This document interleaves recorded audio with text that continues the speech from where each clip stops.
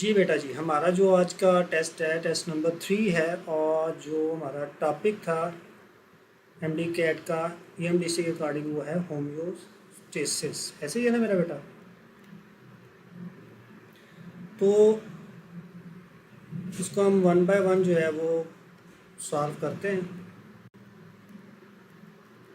हाँ जी, question number जो हमारा पहला है, क्वेश्चन नंबर 1 जो है उसकी स्टेटमेंट है A patient has persistently high blood glucose level after a carbohydrate-rich meal. Which response most directly help restore the internal condition toward normal? तो कार्बोहाइड्रेट अगर उसने खाई है, बहुत ज़्यादा खाना खाया है जिसमें कार्बोहाइड्रेट थी, तो उसकी वजह से कार्बोहाइड्रेट लेवल मीन के जो ग्लूकोज है वो उसकी बॉडी के अंदर इंक्रीज़ हो जाएगा, उसके ब्लड का ग्लूकोज लेवल इंक्रीज़ होगा। अब इसको नॉर्मल करने के लिए कौन सा ऑप्शन जो है वो वर्क करेगा? अल्फ़ा देखते हैं तो इंक्रीज ग्लूकागोन सिक्रीशन है। तो ग्लूकागोन हमने पहले भी डिस्कस किया है, आप लोगों को भी पता है कि ये ब्रेक डाउन करता है ग्लाइकोजन को, किस में? ग्लूकोज में।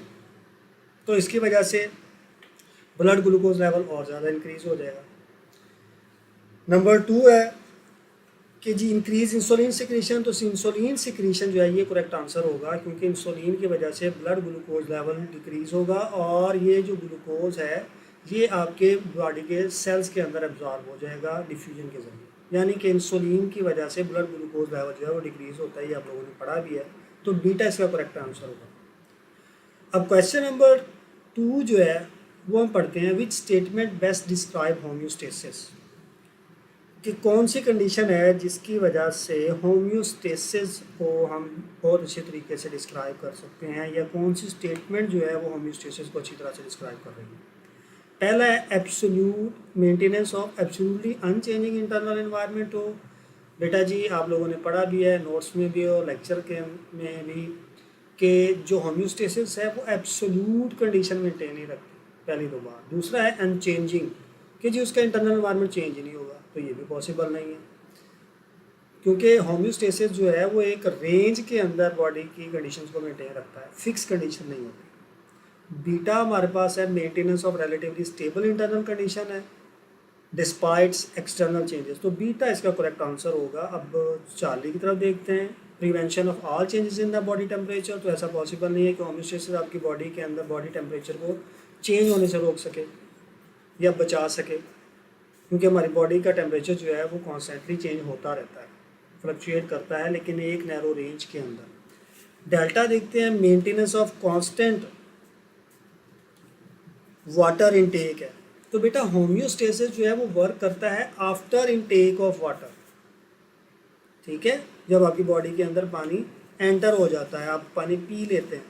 हाँ, वाटर इनटेक जो है वो डिपेंड कर रहा होता है अवेलेबिलिटी ऑफ वाटर पे।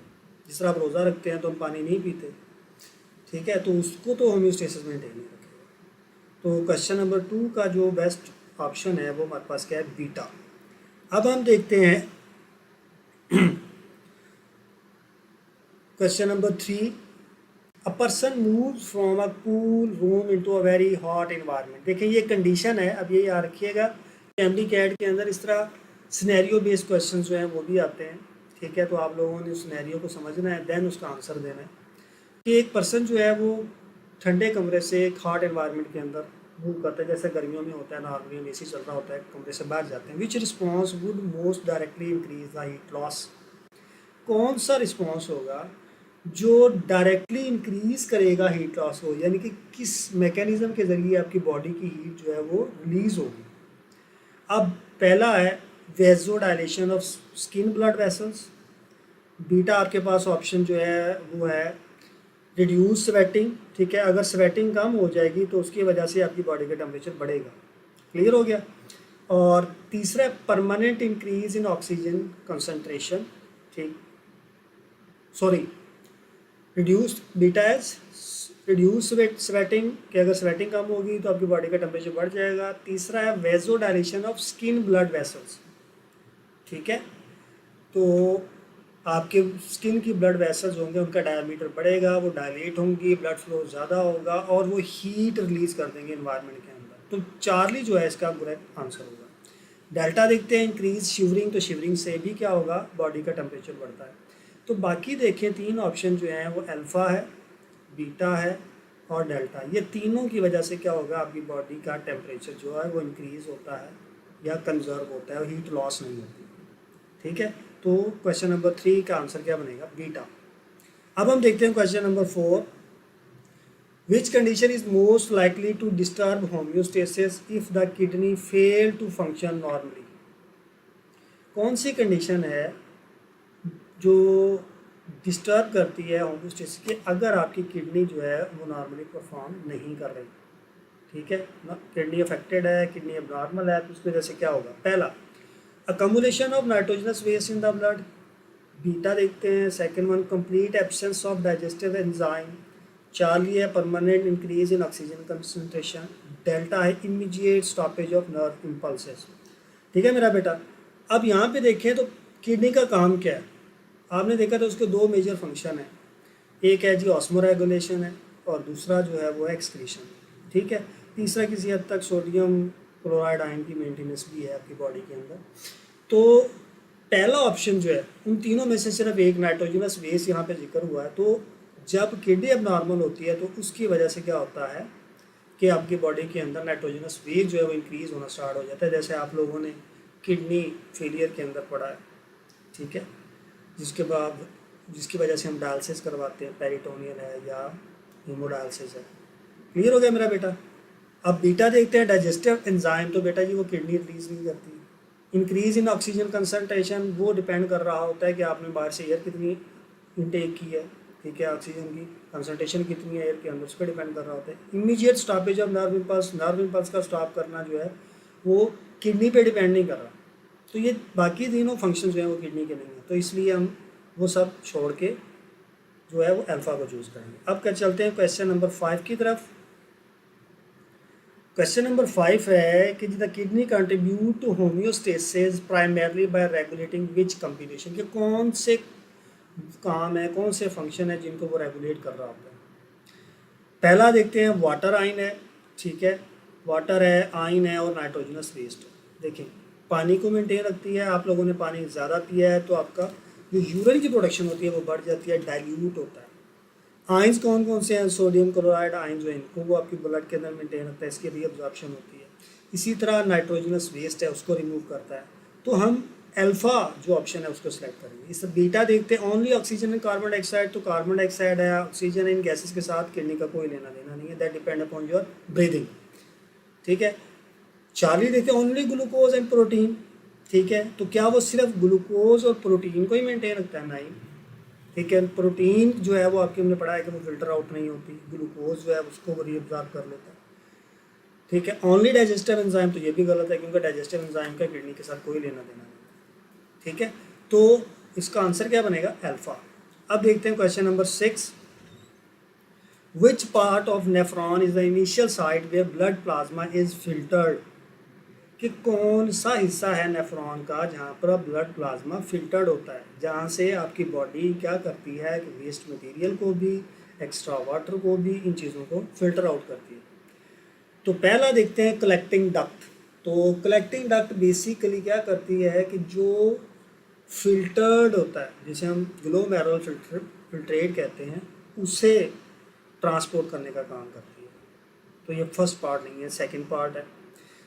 बीटा है ग्लोमेरुलस, तो ग्लोमेरुलस जो होगा वो एक का क्वेश्चन नंबर 6 का करेक्ट ऑप्शन होगा। आप लोगों ने पढ़ा है ग्लोमेरुलस जैसे बॉल ऑफ कैपिलरीज।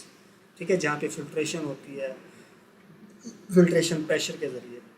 चार्ली देखते हैं लूप ऑफ हेनले है, तो लूप ऑफ हेनले जो है वो आप लोगों ने पढ़ा है कि जी ये मोस्टली जो है वो उन नेफ्रॉन के अंदर होती है जो कंसनट्रेटेड यूरिन प्रोड्यूस करते हैं। ठीक है, जैसा कि जस्टा में पूरी नेफ्रॉन है। डेल्टा है डिस्टल कॉन्वोल्यूटेड ट्यूब्यूल। ठीक है, तो उस डिस्टल कॉन्वोल्यूटेड ट्यूब्यूल जो होती है वो टर्मिनल पोर्शन होता है नेफ्रॉन का। तो फर्स्ट पार्ट जो होता है नेफ्रॉन का जहाँ पर फिल्ट्रेशन हो रही होती है वो क्या होगा, बीटा इसका करेक्ट आंसर होगा, ग्लोमेरुलस। क्लियर है बेटा। क्वेश्चन नंबर 7 की तरफ देखते हैं। Glomerulus is effective at filtration mainly because it has, कि ग्लोमेरुलस इफेक्टिव कब होगा, फिल्ट्रेशन कब वो मैक्सिमम करेगा, जब low hydrostatic pressure and thick walls होंगी। अब हमेशा याद रखिएगा कि जी अगर वाल्व थिक हैं तो फिर टाइम ज़्यादा लगेगा मूवमेंट में, ठीक है। बीटा देखते हैं, high pressure and selectively permeable filtration membrane. तो बीटा जो है इसका करेक्ट आंसर होगा कि जी प्रेशर हाई होना चाहिए और सिलेक्टिवली परमिएबल फिल्ट्रेशन बैरियर होना चाहिए। अब फिल्ट्रेशन बैरियर वहाँ पे कौन काम कर रहा था? द वाल्व्स ऑफ ग्लोमेरुलस, ठीक है। सिंगल सेल थिक होती हैं, आप लोगों ने पढ़ा है, ठीक है। पोर्स भी होते हैं उसके अंदर। ओके हो गया मेरा बेटा। चार्ली देखते हैं, नो ब्लड सप्लाई। अगर ब्लड सप्लाई नहीं होगी तो वहाँ पे फिल्ट्रेशन कैसे होगी? डी है, a muscular valve that actively pump urine. तो मस्कुलर वाल्व जो पंप करती है यूरिन को, ठीक है जी, वो हमारे यूरिथ्रा के अंदर, वो यूरिथ्रा है, ठीक है।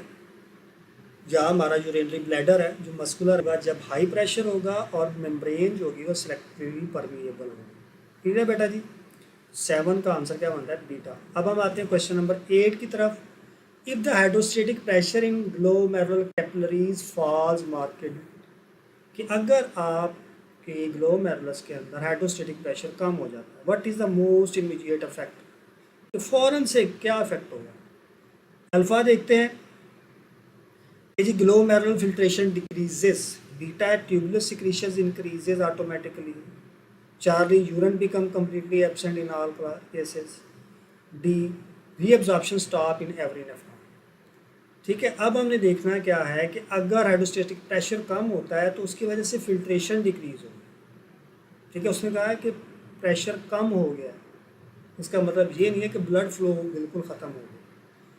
तो इसका आंसर अल्फा बनता है। बीटा देखते हैं, ट्यूबुलर सिक्रीशन इंक्रीजेज ऑटोमेटिकली। तो ट्यूबुलर सिक्रीशन डिपेंड कर रही होती है आपकी पीएच ऑफ यूरिन पे, ठीक है, तो वो उस पर अफेक्ट नहीं करेगी। चार्ली देखते हैं, urine become completely absent in all cases, के यूरिन बनना या यूरिन पास आउट होना बिल्कुल एब्सेंट हो जाएगा, तो ये भी गलत है। डेल्टा देखते हैं, रीअब्जॉर्प्शन स्टॉप्स इन एवरी नेफ्रॉन, के हर नेफ्रॉन के अंदर रीअब्जॉर्प्शन स्टार्ट जो है वो रुक जाएगी, ऐसा नहीं होगा। रीअब्जॉर्प्शन होती रहेगी, जो फिल्ट्रेट पास आउट हो चुका है उसमें से होगी। तो यहाँ पर करेक्ट आंसर क्या बनता है? अल्फा कि फिल्ट्रेशन जो होगी वो कम हो जाएगी ग्लोमेरुलस के अंदर। अब क्वेश्चन नंबर 9 देखते हैं, विच sequence correctly represent the movement of filtrate through a nephron. क्या आपने वो सीक्वेंस बताना है कि कहाँ कहाँ से फिल्ट्रेट जो है वो मूव करता है। क्लियर है बेटा? पहला देखिए, सबसे पहले बॉमन कैप्सूल के अंदर आता है फिल्ट्रेट, जो फिल्ट्रेट होता है, ठीक है, कि ब्लड प्रेशर के ज़रिए ग्लोमेरुलस में से जो फिल्ट्रेट होता है बॉमन कैप्सूल में आता है। देन वो प्रॉक्सिमल कन्वोल्यूटेड ट्यूब्यूल, फिर लूप ऑफ एनले, फिर distal convoluted tubule and then collecting duct. तो अल्फा जो है ये करेक्ट सीक्वेंस है। बाकी देखते हैं, बीटा में आप देखें कि बॉमन कैप्सूल से कलेक्टिंग डक्ट डायरेक्टली, दरमियान में से प्रॉक्सिमल कन्वोल्यूटेड ट्यूब्यूल जो है वो बाद में आ गया, तो ये गलत हो जाएगा। चार्ली देखते हैं, ग्लोमेरुलस, फिर कलेक्टिंग डक्ट, फिर बॉमन कैप्सूल, तो ग्लोमेरुलस के बाद बॉमन कैप्सूल आता है। अब अगर ऊपर स्टेटमेंट में देखें तो वहाँ पे फिल्ट्रेट है, तो फिल्ट्रेट के केस के अंदर ग्लोमेरुलस नहीं आएगा, क्योंकि ग्लोमेरुलस के अंदर क्या होता है, बेसिकली ब्लड होता है जो फिल्टर्ड हो रहा होता है। तो उस ग्लोमेरुलस से आगे जो फ्लूइड बाहर निकलेगा नेक्स्ट बॉमन कैप्सूल के अंदर, उसको हम फिल्ट्रेट कहते हैं। तो ग्लोमेरुलस इसमें आएगा, वो भी गलत है। डेल्टा देखते हैं, यूरिटर है वो वापस बॉमन कैप्सूल में आया, फिर लूप ऑफ एनले में, फिर कलेक्टिंग डक्ट में, फिर ब्लैडर में, तो ये भी गलत है। क्लियर हो गया बेटा? तो क्वेश्चन नंबर 9 का करेक्ट ऑप्शन क्या है? अल्फा। अब क्वेश्चन नंबर 10 देखते हैं, most selective reabsorption of useful solute such as glucose normally occurs इन।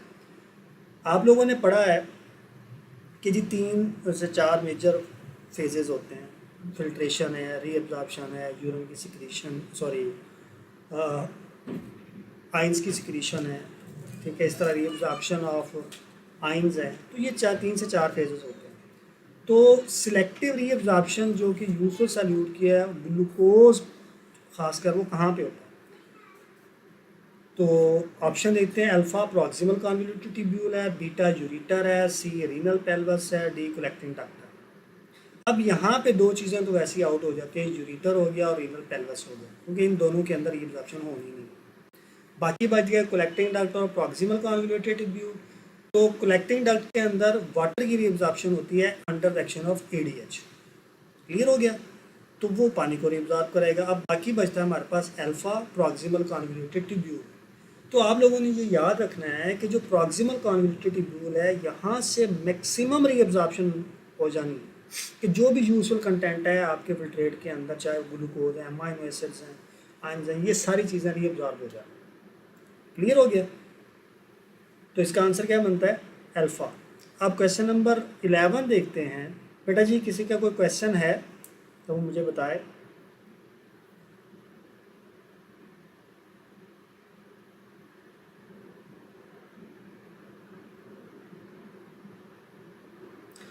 अच्छा, एक बच्चे ने टेस्ट किया, also provide the test link.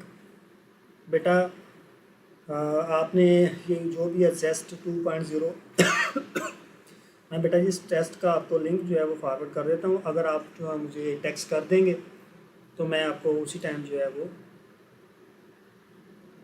Test का लिंक जो है वो आपको सेंड कर देता हूँ। ठीक हो गया मेरा बेटा?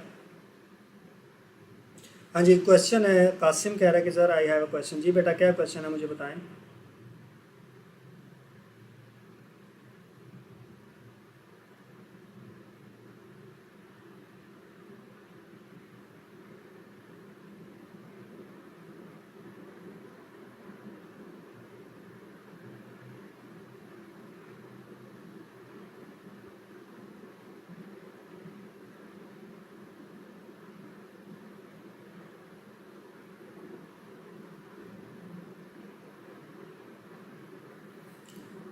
जी जो बच्चा कह रहा है कि सर हमें लिंक दे दें टेस्ट का।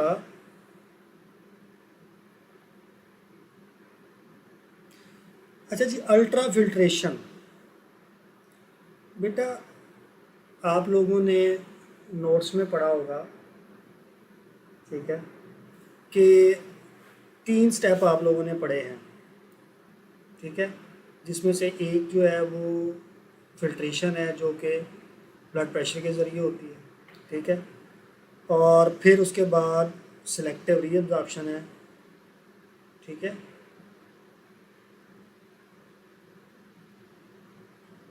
और तीसरा जो है वो सिक्रीशन है। तो आप लोगों ने वहाँ पर अल्ट्रा फिल्ट्रेशन के बारे में भी पढ़ा होगा, ठीक है, कि अल्ट्रा फिल्ट्रेशन जो है नेफ्रॉन के अंदर होती है, खासकर रीनल कॉर्पस्कल्स के अंदर, मीन का जो ग्लोमेरुलस है। अब अल्ट्रा फिल्ट्रेशन का मतलब क्या है कि कोई भी ऐसा पार्टिकल जो है वो ग्लोमेरुलस में से पास आउट नहीं होगा जिसका साइज़ बड़ा हो। हाँ, इन सम केसेस जब इन्फेक्शन हो जाता है, ग्लोमेरुलस पार्ट जो है वो डैमेज हो जाता है तो रेड ब्लड सेल्स, प्रोटीन वगैरह जो है वो एंटर होना स्टार्ट हो जाती है, but that is not a normal condition, ठीक है। अब उस प्रोसेस को हम अल्ट्रा फिल्ट्रेशन कहते हैं। क्लियर हो गया? अब इसमें से वाटर भी बाहर आ जाता है, ग्लूकोज भी बाहर आ जाता है, कुछ अमाइनो एसिड, मिनरल्स, आइंस, ठीक है जी, इसी तरह यूरिया और बाकी भी छोटे मोटे जो मॉलिक्यूल्स जो हैं वो बाहर आ जाते हैं। अब कौन सी चीज़ जो है वो फ़िल्टर आउट नहीं होती, ठीक है, उसमें देखते हैं ब्लड सेल्स हैं, प्लाज्मा प्रोटीन्स हैं, ये सारी चीज़ें जो हैं वो फ़िल्टर आउट नहीं होती। क्लियर हो गया बेटा?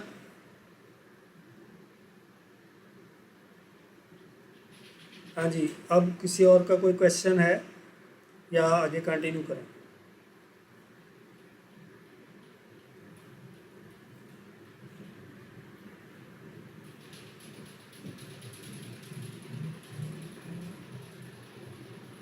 चलें जी, अब हमारे पास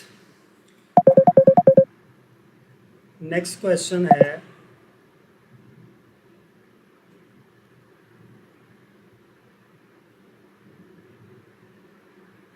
हेल्दी पर्सन काम में है तो ये भी फिल्टर आउट हो सकता है, आपके यूरिन के अंदर आ सकता है।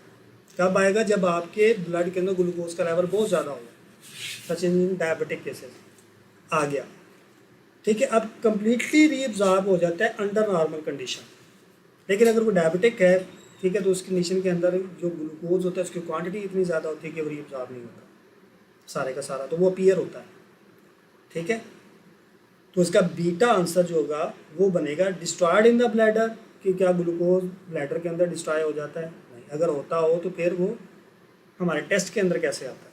आप लोगों ने टेस्ट के बारे में पढ़ा होगा, मल्टीपल टेस्ट आप रिड्यूसिंग शुगर के लिए परफॉर्म करते हैं, ठीक है, उसी की बेस के ऊपर ये सारी किट्स वगैरह डेवलप हुई हुई हैं।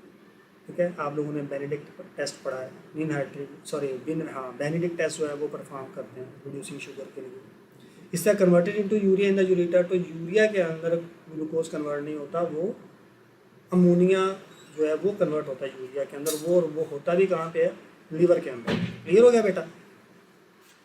अब क्वेश्चन नंबर 12 है, if the glucose concentration in the filtrate exceed the renal threshold, अगर वो थ्रेशोल्ड से ज़्यादा हो जाता है, glucose may appear in the urine because, किस वजह से अपीयर होता है। अल्फा देखते हैं, glomerular stop filtering water, beta है ट्यूबुलर ट्रांसपोर्ट बिकम सैचुरेटेड, और चार्ली है the ureter actively secrete glucose, delta है bladder convert glucose to urea.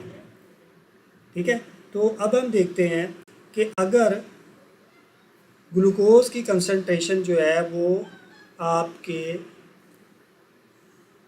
Urine के अंदर बढ़ रही है, ठीक है, अपीयर हो रही है, तो उसकी वजह क्या होगी।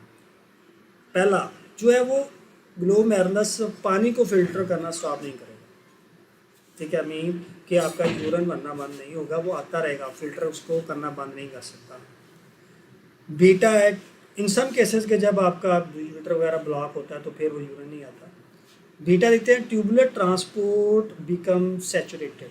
अब ये उसका जो है वो करेक्ट आंसर बनता है कि जो ट्रांसपोर्टर हैं ट्यूबुलर के, उस ट्यूब के जहाँ से ग्लूकोज ने रीअब्जॉर्ब होना है वो सैचुरेट हो चुके होते हैं, वो सारे का सारा रीअब्जॉर्ब नहीं कर पाते, ठीक है, इसलिए वो यूरिन जो है वो पीयर होता है डायबिटिक केस के अंदर।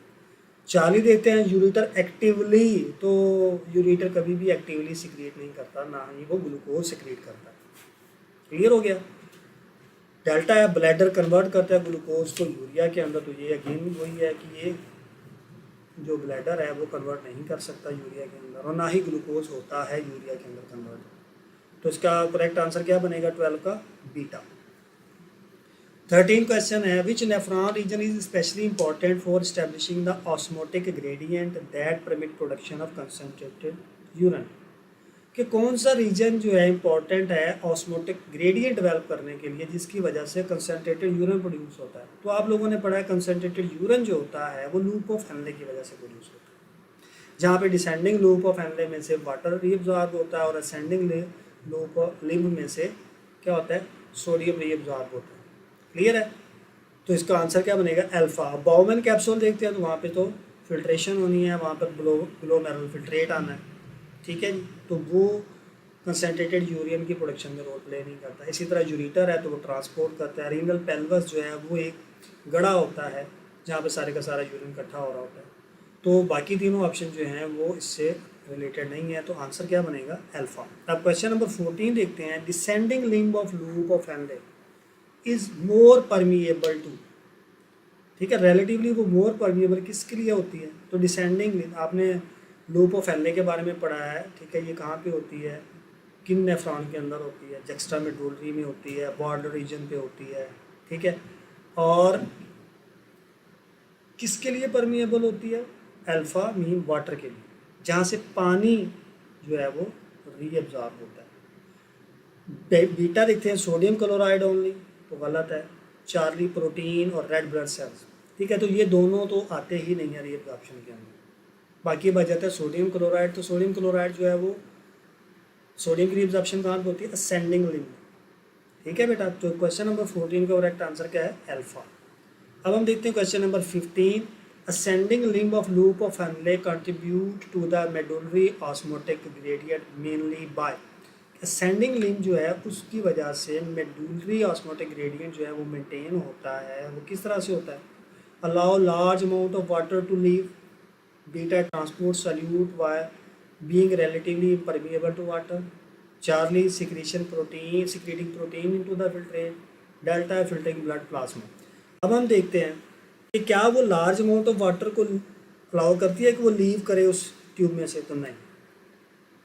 तो जो असेंडिंग लिम्ब होती है वो आपने पढ़ा थिक होती है, इम्परमिएबल टू वाटर होती है, तो पहला गलत हो जाएगा। बीटा पे आते हैं, transporting solute like sodium while being relatively impermeable to water, तो ये उसका आंसर बनता है। अब प्रोटीन की सिक्रीशन होना, तो प्रोटीन की सिक्रीशन आप लोगों ने कहीं भी नहीं पढ़ा फिल्ट्रेट के अंदर, सिर्फ हाइड्रोजन आयन की सिक्रीशन होती है to maintain the pH. Clear है बेटा। अब आते हैं क्वेश्चन नंबर 16 पे। A hormone increases water absorption in the distal nephron and collecting duct, which hormone is involve. तो कौन सा हार्मोन है? तो एंटी डायूरिएटिक हार्मोन अल्फा जो है वो डायरेक्टली इन्वॉल्व होता है रीअब्जॉर्प्शन ऑफ वाटर। कौन से रीजन में से? कलेक्टिंग डक्ट और डिस्टल पोर्शन में से।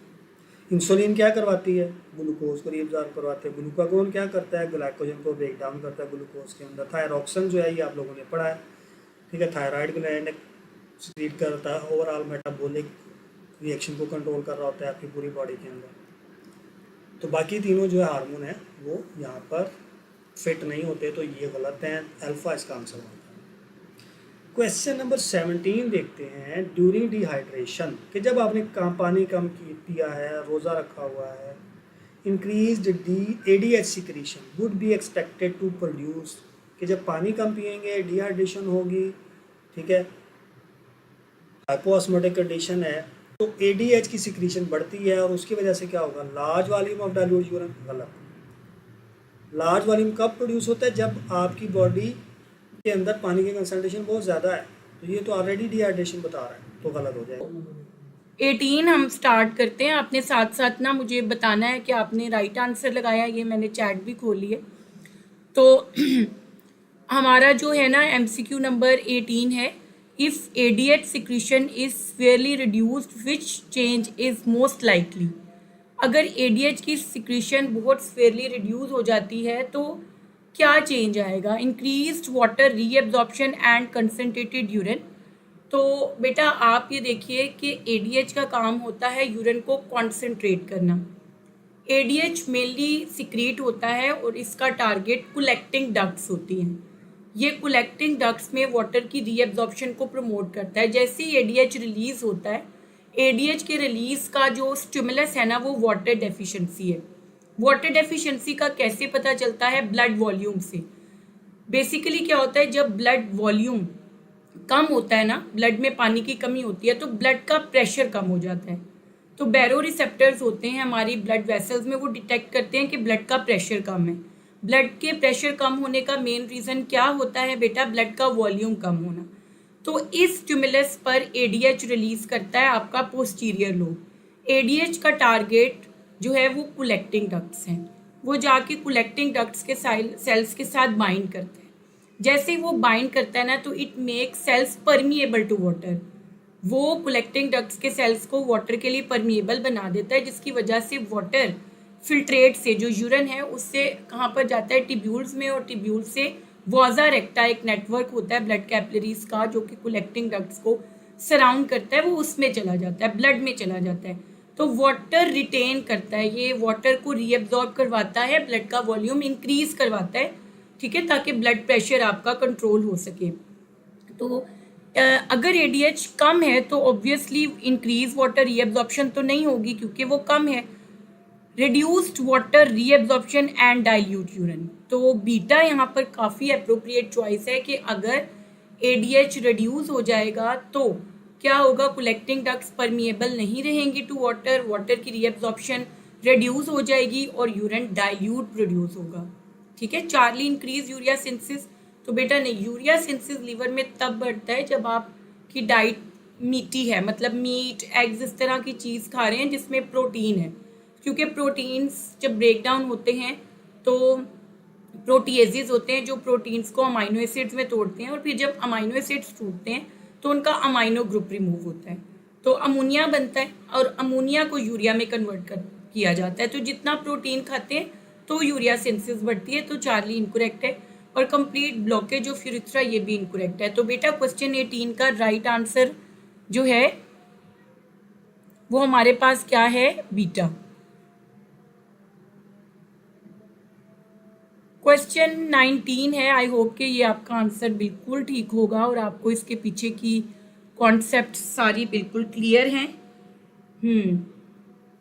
ठीक है बेटा, ये मैं आपके देखते भी हूँ। हाँ नहीं, इट्स ओके बेटा, लेकिन आप लोग ये देखें, ये ज्वाइन करेंगे तो बहुत सारी चीज़ें होती हैं ना, हम ये डिस्कशन है उसमें कुछ बातें आप पूछते हैं, कुछ हम बताते हैं, तो इसीलिए आपका काफ़ी चीज़ें, कुछ चीज़ें होती हैं जो नहीं पता चलती हैं और क्लियर हो जाती हैं। क्वेश्चन 19 है which structure carries urine from a kidney to urinary bladder. तो बेटा यूरिन को किडनी से ब्लैडर तक लेकर जाना किसका काम होता है? ऑब्वियसली किसका काम होता है? यूरिटर का। ठीक है, जो यूरिटर्स होते हैं जिनको हम यूरिनरी डक्ट्स भी बोलते हैं, ये जो है यूरिन को कैरी करते हैं किडनी से ब्लैडर तक। जबकि यूरिथ्रा क्या करता है?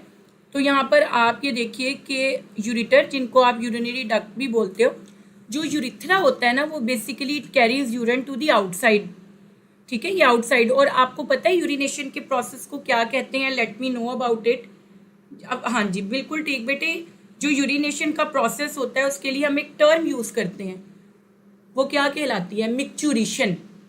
ठीक है, तो बेसिकली जो यूरिथ्रा होता है ना, that is involve in the micturition process, वो तो मिक्चुरेशन करवाता है। ठीक है, जैसे पार्चुरेशन प्रोसेस ऑफ बर्थ है ना, बिल्कुल वैसे ही जो मिक्चुरेशन है उसके अंदर यूरिनेशन को बेसिकली क्या कहते हैं?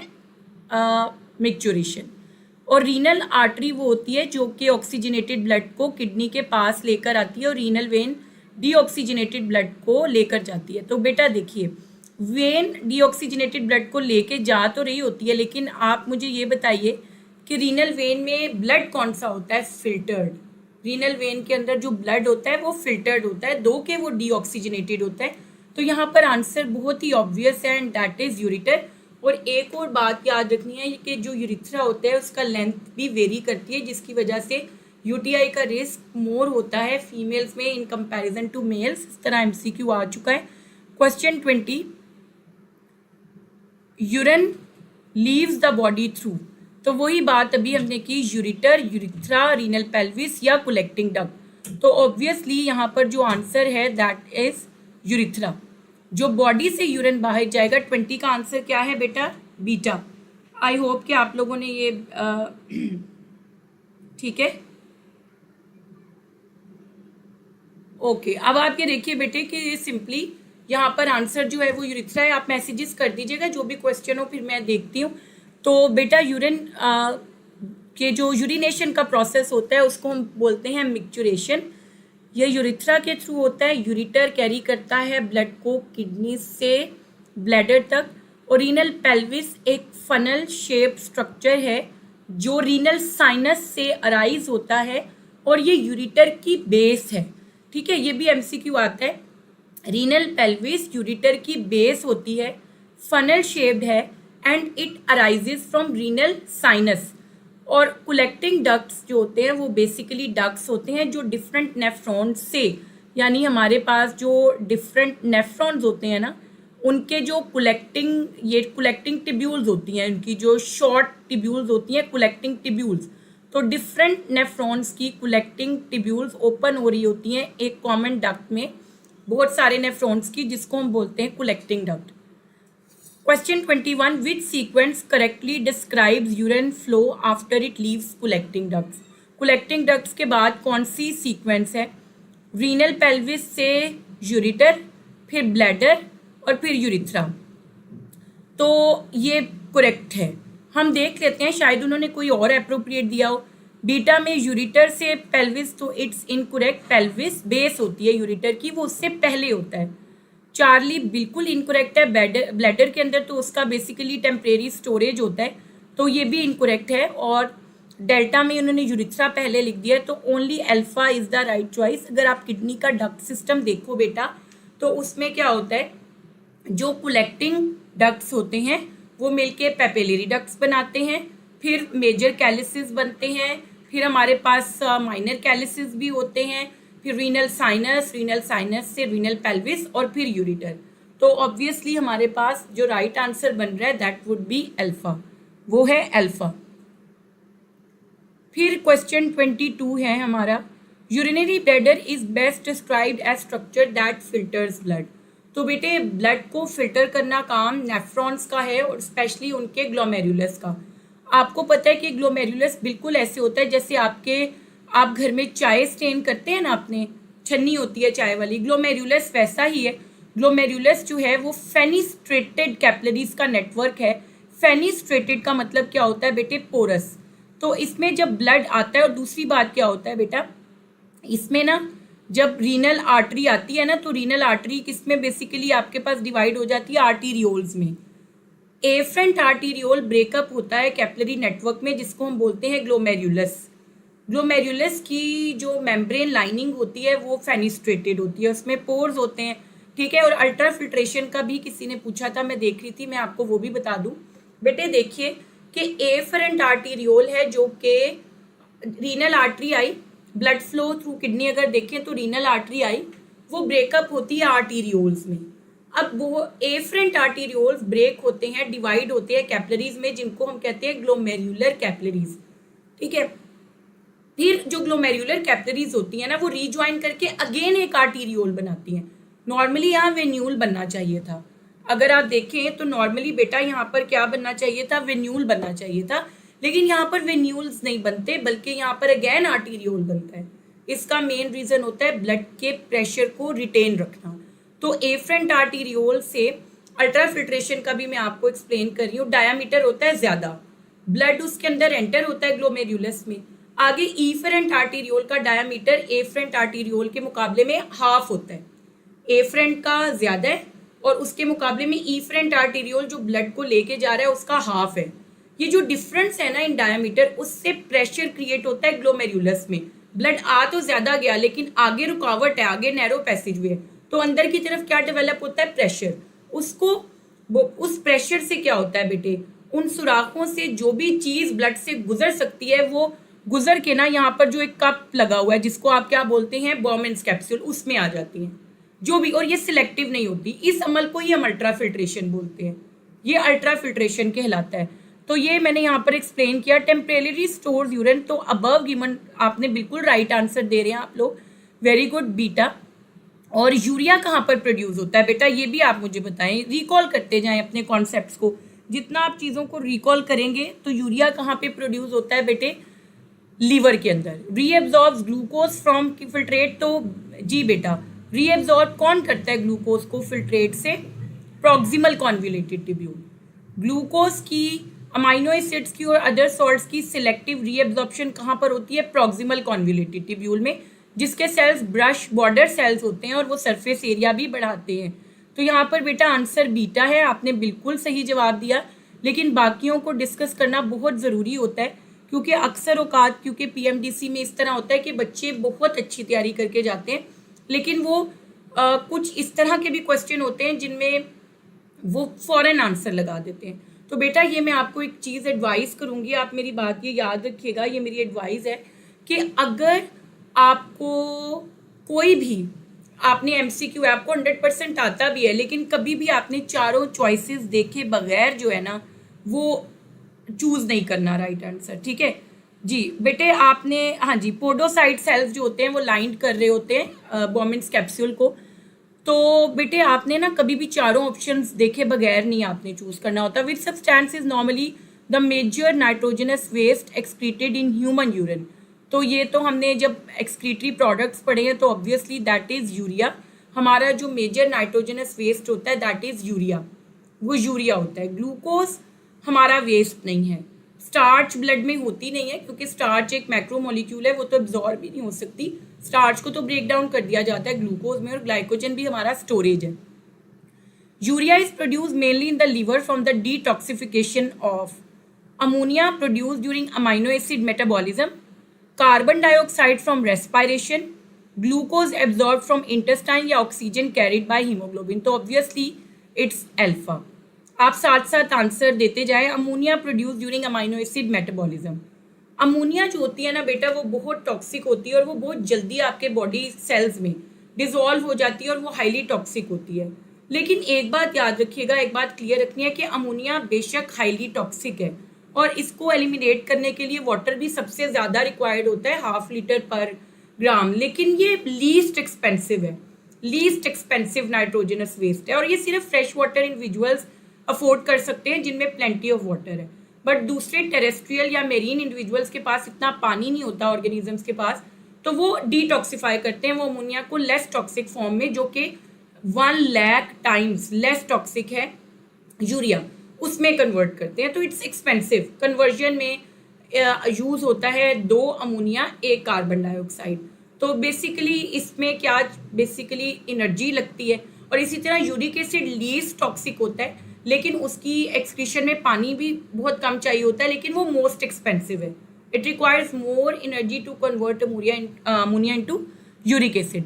तो यहाँ पर अल्फा ही राइट चॉइस है। क्वेश्चन 25 है, a rise in blood urea concentration in severe kidney failure is best explained by increased filtration of urea, reduced excretion of urea by kidneys, increased glucose reabsorption या increased oxygen uptake of nephrons। तो obviously अगर blood के अंदर urea की concentration बढ़ रही है kidney failure की वजह से, तो इट मीन्स के जो यूरिया है वो फिल्टर नहीं हो पा रहा। अगर उसकी कॉन्सेंट्रेशन आपके पास बढ़ रही है, इट मीन्स के वो reduce excretion of urea by kidneys, beta जो reduce excretion of urea by kidneys, इसीलिए तो वो ब्लड में रह रहा है।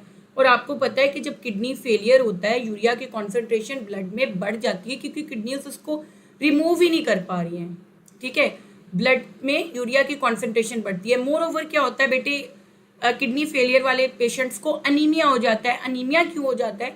क्योंकि जब किडनी फेलियर है, किडनीज के सेल्स डैमेज हो गए हैं, तो किडनी एक हार्मोन प्रोड्यूस करती है एरिथ्रोपोइटिन। जो एरिथ्रोपोइटिन होता है ना बेटा, वो क्या करता है, रेड ब्लड सेल्स की प्रोडक्शन को इंक्रीज करवाता है। तो एरिथ्रोपोइटिन भी नहीं बनेगा, आरबीसीज कम होंगे, पेशेंट को अनीमिया हो जाएगा। जो ब्लड का प्रेशर है वो भी इंक्रीज होने लगेगा, क्योंकि एडीएच ही है जो वाटर की कंजर्वेशन करवाता है, और उसका टारगेट किडनीज है। किडनीज वाटर को कंजर्व ही नहीं कर पा रही हैं, तो ऑब्वियसली ये सारे कॉन्सिक्वेंसेस देखना पड़ते हैं। तो यहाँ पर बीटा आंसर है। क्वेश्चन 26 है, क्वेश्चन 26 है, which process add selected substances from peritubular blood into nephron tubules. Ultrafiltration अभी मैंने आपको बताया कि वो तो ब्लड की फिल्ट्रेशन है। टिब्यूलर सिक्रीशन, ग्लोमेरुलर फिल्ट्रेशन या मिक्चुरेशन। मिक्चुरेशन यूरिनेशन है बेटे। देखिए, टिब्यूलर सिक्रीशन एक बहुत इंपॉर्टेंट, अगर आप किडनी के फंक्शंस में से एक फंक्शन देखें ना, एक तो उसका फंक्शन एक्सक्रीशन है कि वो removal of nitrogen containing waste कर रही है, और बेटा दूसरा उसका फंक्शन क्या है, ऑस्मो रेगुलेशन है। तीसरा उसका फंक्शन पता है क्या है, ब्लड की पीएच को मेंटेन करना। जो किडनीज हैं वो ब्लड की पीएच को भी मेंटेन करती हैं बेटा। कैसे? क्योंकि ब्लड के अंदर आप देखें, जो डिस्टल कॉन्वोल्यूटेड टिब्यूल के अंदर जब आता है ब्लड, तो रीएब्जॉर्प्शन तो मैक्सिमम प्रॉक्सिमल में ही हो गई होती है, बाकी लूपो फैलने में हो जाती है। तो जब डिस्टल कॉन्वोल्यूटेड टिब्यूल के अंदर ब्लड आता है ना, तो ब्लड के अंदर अगर कोई आइंस एक्स्ट्रा है, सोडियम एक्स्ट्रा है, स्पेशली हाइड्रोजन आइंस अगर एक्स्ट्रा है, या कोई भी इस तरह के आइंस हैं, तो उनको ब्लड से कहाँ पर सिक्रीट कर दिया जाता है, ब्लड से ट्रांसफर कर दिया जाता है ग्लोमेरुलर फिल्ट्रेट में, ताकि उनको यूरिन के साथ एक्सक्रीट किया जाए और ब्लड की पीएच मेंटेन रहे। तो ट्यूब्यूलर सिक्रीशन एक बहुत इंपॉर्टेंट फंक्शन है, जहां पर किडनीज ब्लड की पीएच को मेंटेन करने में भी रोल प्ले करती हैं। ठीक है, उसमें ये होता है कि कोई भी आइंस जो कि एग्जेसिव हैं, स्पेशली हाइड्रोजन आइंस है या कोई अमोनियम आइंस है, तो उनको ब्लड से यहाँ पर रिवर्स होता है, ब्लड से उसको फिल्ट्रेट में भेजते हैं, ताकि ब्लड की पीएच जो है वो 7.4 तक मेंटेन रहे। तो यहाँ पर आंसर जो है वो बीटा है। ठीक है, और आपको पता ही है कि पैराटिब्यूलर जो आपकी दो कैपिलरी नेटवर्क्स होते हैं नेफ्रॉन में, एक पैरिटिब्यूलर कैपिलरीज है और एक वॉजा रेक्टा होता है जक्स्टा मेडुलरी नेफ्रॉन्स के केस में। तो यहाँ पर आंसर बीटा है कि ऐड करता है सब्सटेंसेस को पेरिटिब्यूलर ब्लड से नेफ्रॉन टिब्यूल में। 27 है बच्चे, a substance is present in blood but is not freely filtered at glomerulus because it's strongly bound to plasma protein, which statement is most appropriate। उन्होंने कहा है कि एक सब्सटेंस है जो कि ब्लड में है, बट वो फ्रीली फिल्टर नहीं हो रहा क्योंकि वो एक प्रोटीन के साथ बाउंड है। तो आप ये देखिए कि जब फिल्ट्रेशन होती है तो वो सिलेक्टिव नहीं होती, जो भी चीज़ें उन सुराखों में, एक स्टेनर है समझें ग्लोमेरुलस, जो भी चीज़ उन पोर्स में से गुजर सकती है वो कप में जमा हो जाती है। Plasma protein, red blood sales वगैरह का साइज लार्ज होता है, वो फिल्टर नहीं होते। ठीक है, तो उसमें बेटा क्या होता है कि वो ब्लड में ही रहते हैं, तो अगर कोई चीज़ बाउंड है प्लाज्मा प्रोटीन्स के साथ तो वो तो फिल्टर नहीं हो पाएगी। देखते हैं, it will necessarily appear in urine in the same concentration. वो कैसे ही यूरिन में अपीयर होगी, वो फिल्टर नहीं हो रही। It's filtration is restricted compared with the freely. Exactly, देखिए बेटे, इस क्योंकि ये प्रोटीन बाउंड है तो ये फ्रीली डिजॉल्व नहीं है, तो इसकी फिल्ट्रेशन रिस्ट्रिक्ट होगी प्रोटीन्स के साथ जो अटैच है। तो कैसे फिल्टर हो सकता है? ठीक है, it is always secreted by bladder, it's incorrect, it is converted into glucose, तो ये तो बिल्कुल ही इनकरेक्ट चॉइस आएगी। यहाँ पर हमारे पास right answer would be beta. 28.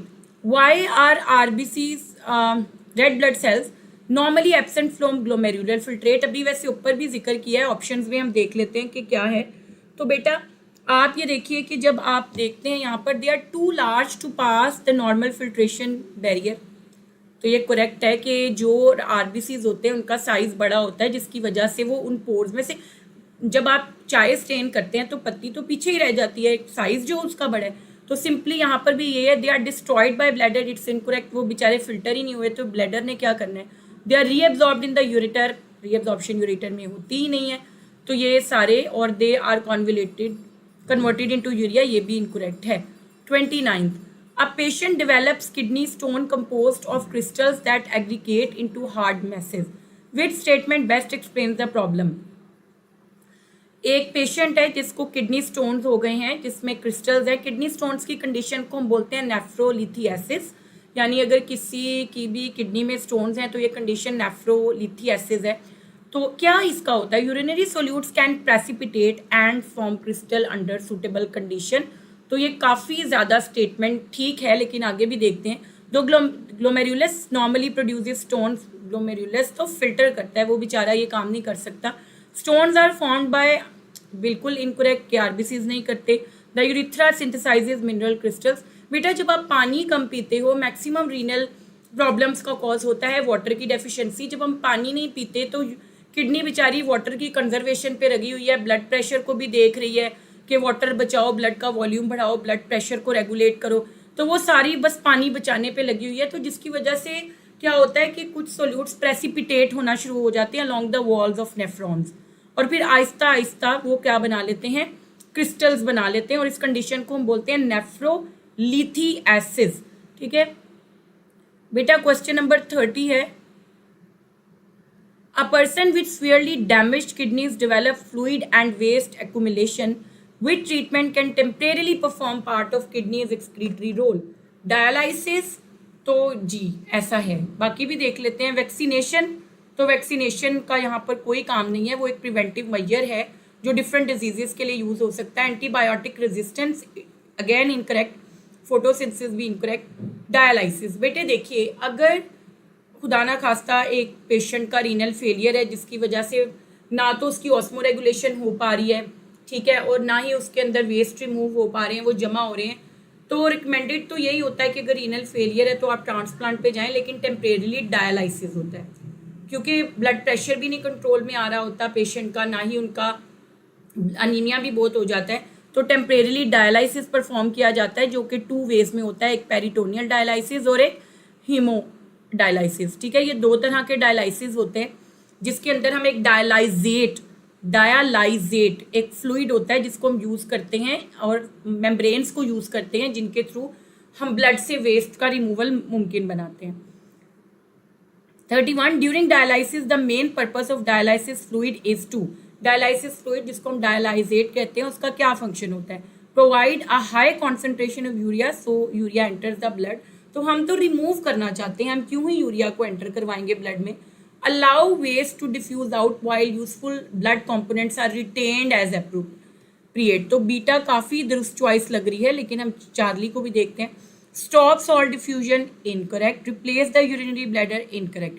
तो बेटा यही होता है कि जो वेस्ट्स होते हैं, हम डायलाइजेट का कॉम्पोजिशन वो रखते हैं कि सारे जो वेस्ट हैं वो उससे डिफ्यूज हो के ब्लड से उस फ्लूइड में आ जाए, और उस फ्लूइड को हम डिस्कार्ड कर दें और हमारा ब्लड जो है वो फिल्टर हो जाए।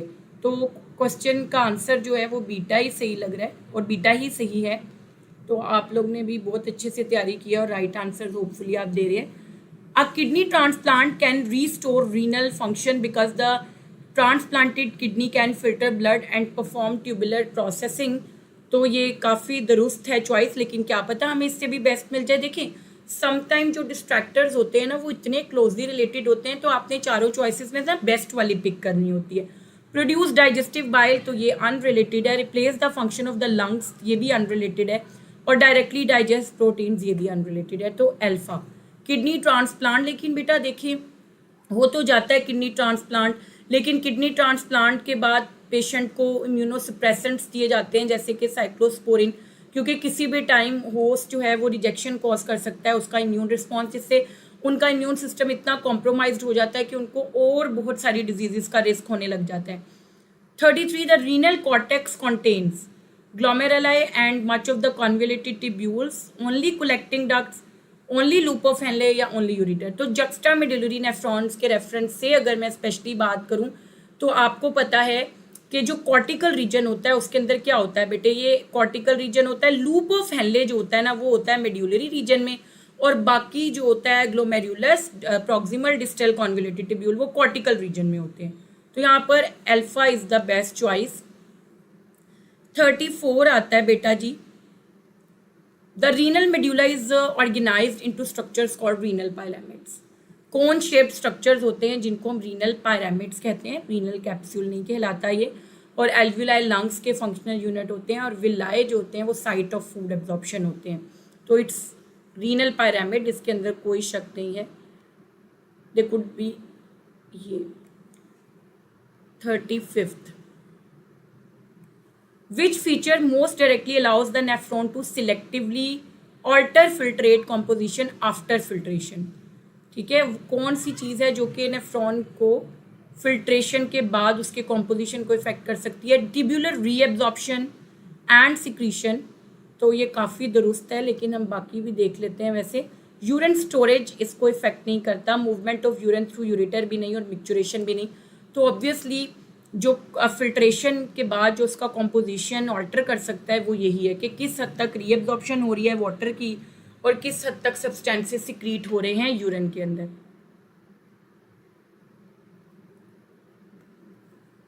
If water intake is greatly reduced, which combination is most appropriate for maintaining homeostasis?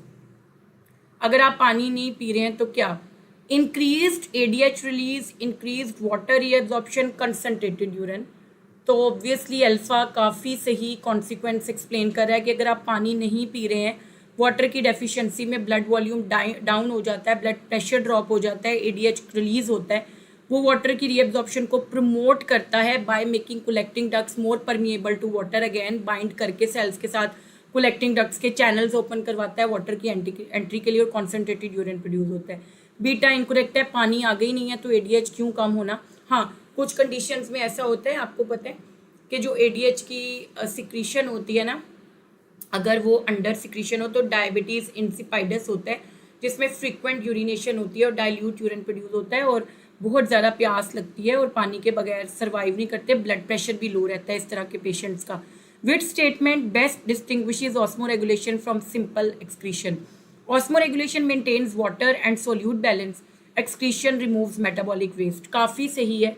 Osmoregulation bladder में नहीं होती बेटा, ब्लैडर में टेम्परेरी स्टोरेज होता है। एक्सक्रीशन ओनली रिमूव्स ऑक्सीजन, तो it's incorrect. The two processes are completely unrelated, तो it's alpha.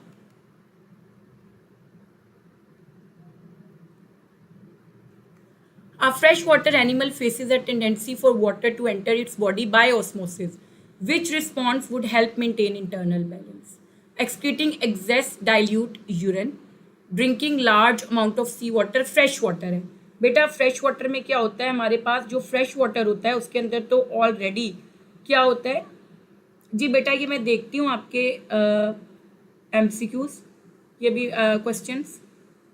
अच्छा बेटे, आप ये देखिए कि एक्सक्रीटिंग एक्सेस डाइल्यूट यूरिन, तो ये तो काफ़ी ठीक जा रहा है कि फ्रेश वाटर में आपके पास यही ऑस्मोरेगुलेटरी स्ट्रैटेजी होता है। प्रोड्यूसिंग नो यूरिन, तो ऐसा नहीं होता, बल्कि वो तो वाटर को रिमूव करने के लिए कोई मौका ढूंढ रहे होते हैं और वो पानी नहीं पीते। तो आंसर यहाँ पर है alpha.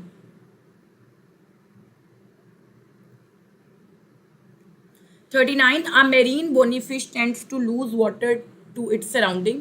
Which general response helps maintain in internal water balance?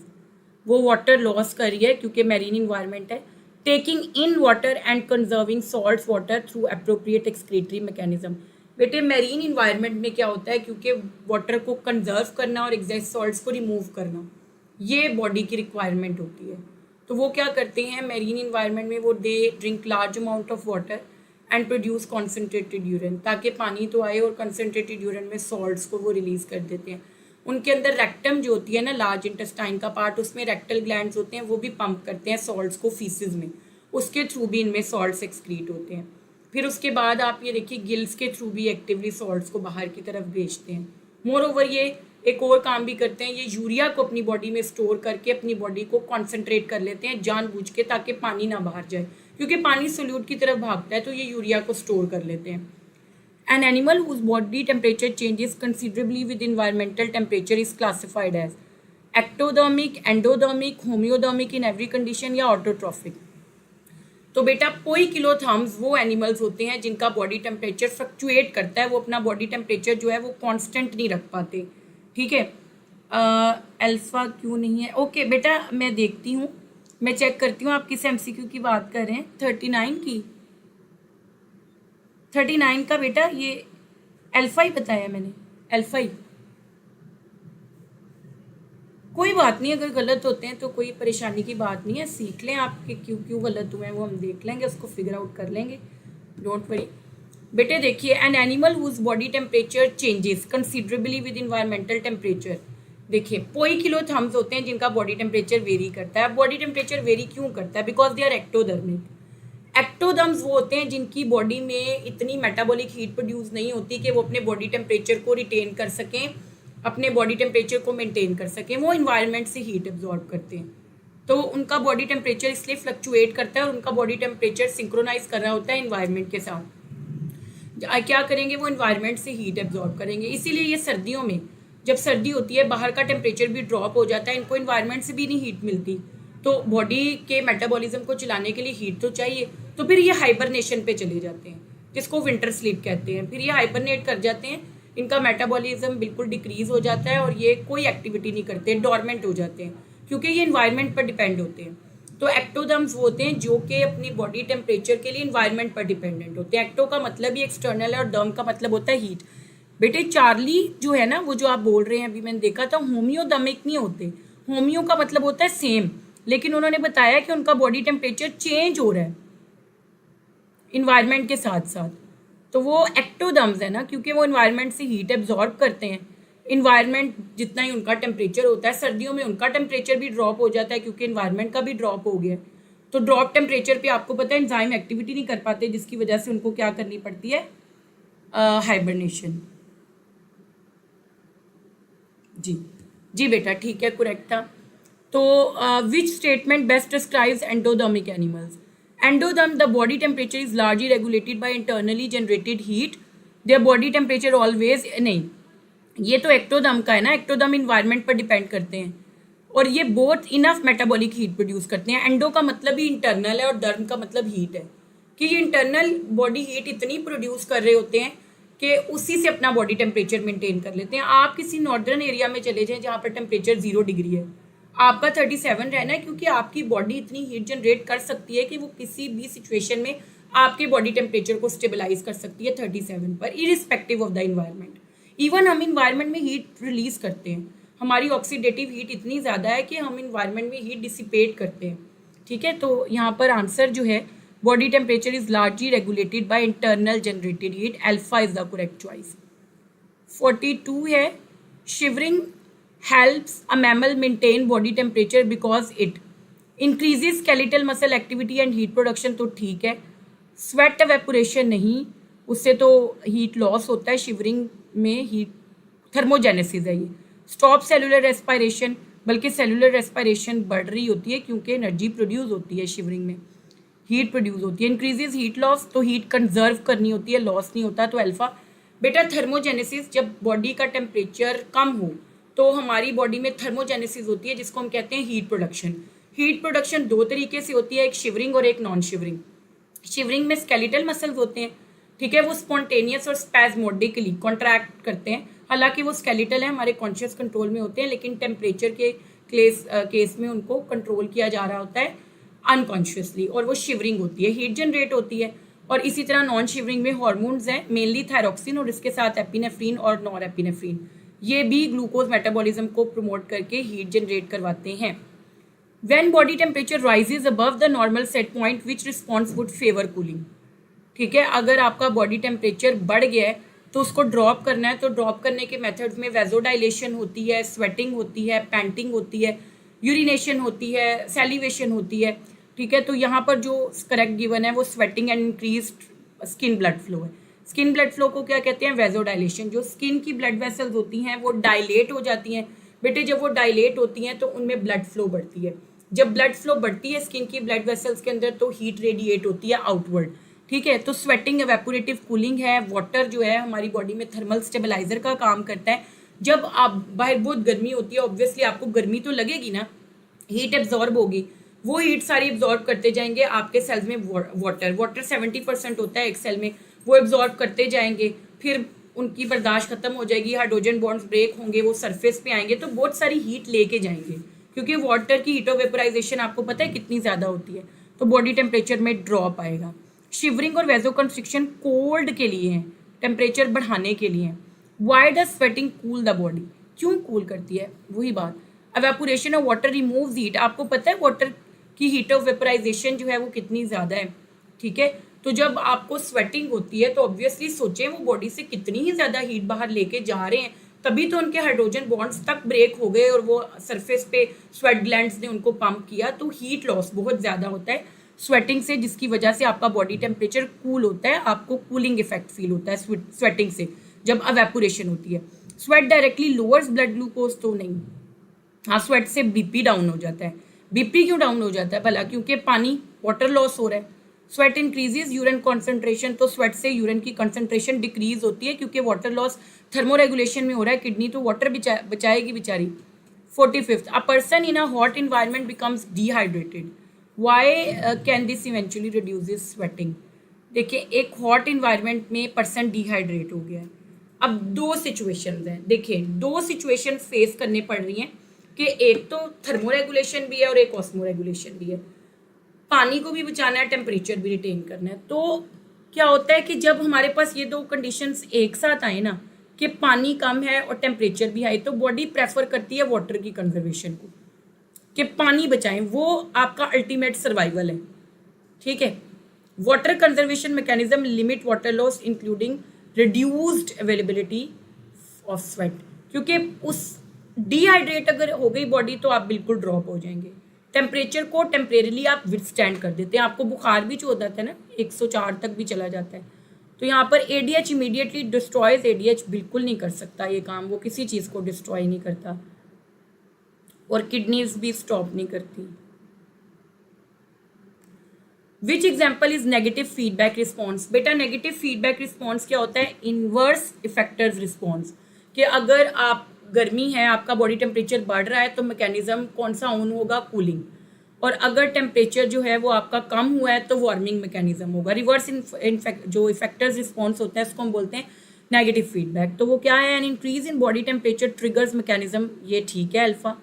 और a small change continuously amplifies until the variable moves, ये नहीं है। ब्लड लॉस कोजेज नहीं, ब्लड लॉस हम होने ही नहीं देते, क्लॉटिंग हो जाती है। अ स्टिमुलस ऑलवेज प्रोड्यूसेस, ये अल्फा। 47 कासिम के लगता है सारी ठीक है आज, गुड।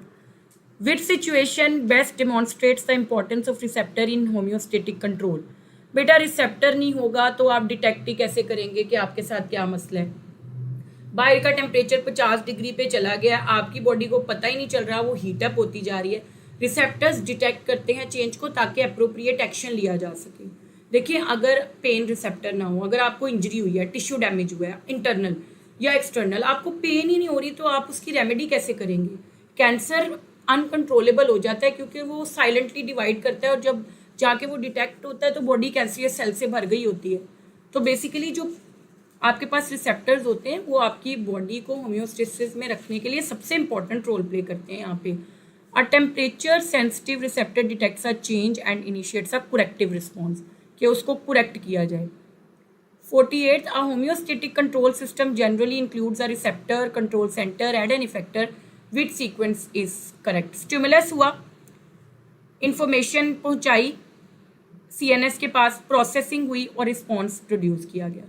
तो अल्फा ठीक है, इफेक्टर पहले इनकरेक्ट है, कंट्रोल सेंटर पहले आना ये भी इनकरेक्ट है।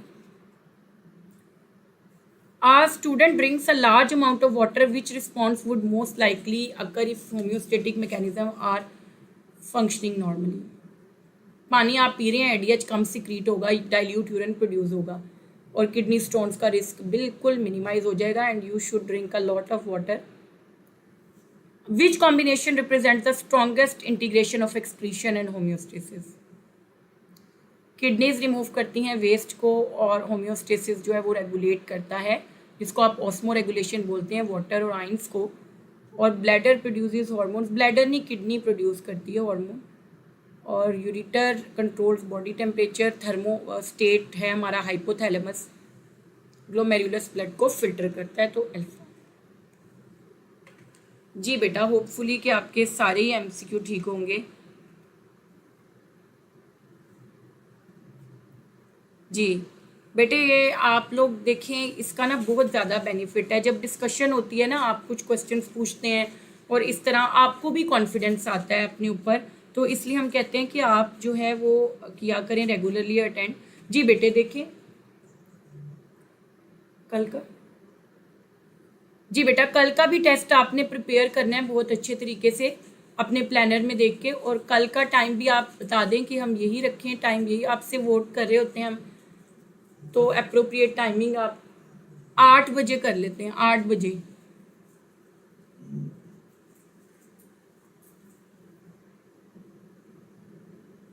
जी बेटा, अगर कोई भी क्वेश्चन हो तो let me know. Very good. ये जो मानो 1 2 आपके भी सारे करेक्ट हैं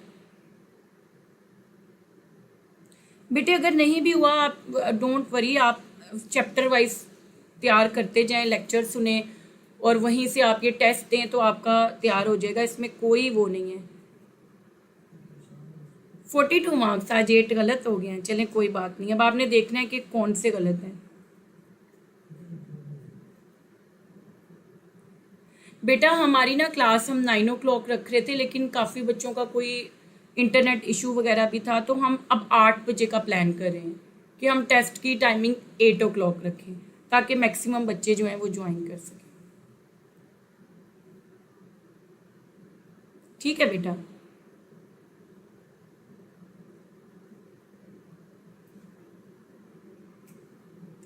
तो बस बेटे, आप लोगों ने और कोई क्वेश्चन है तो पूछ लें, अदरवाइज वी आर डन. जी जी जी कासिम, क्या कह रहे हैं आप, क्या क्वेश्चन है?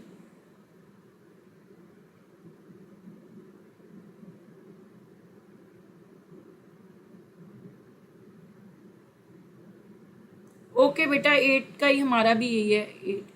जी बेटा, डिटॉक्सिफिकेशन के बारे में क्या क्वेश्चन है? जी जी डू आस्क.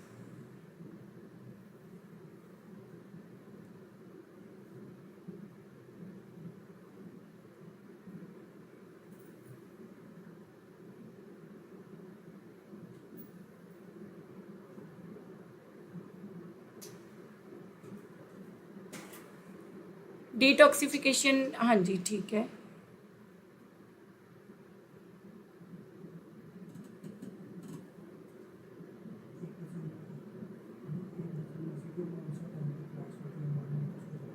जी 8 o'clock बेटा, 8 o'clock मानो.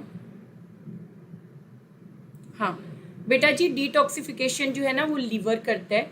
डिटॉक्सिफिकेशन का काम लीवर है. आपको पता है कि लीवर में ना स्मूथ एंडोप्लाज्मिक रेटिकुलम बहुत ज़्यादा होता है.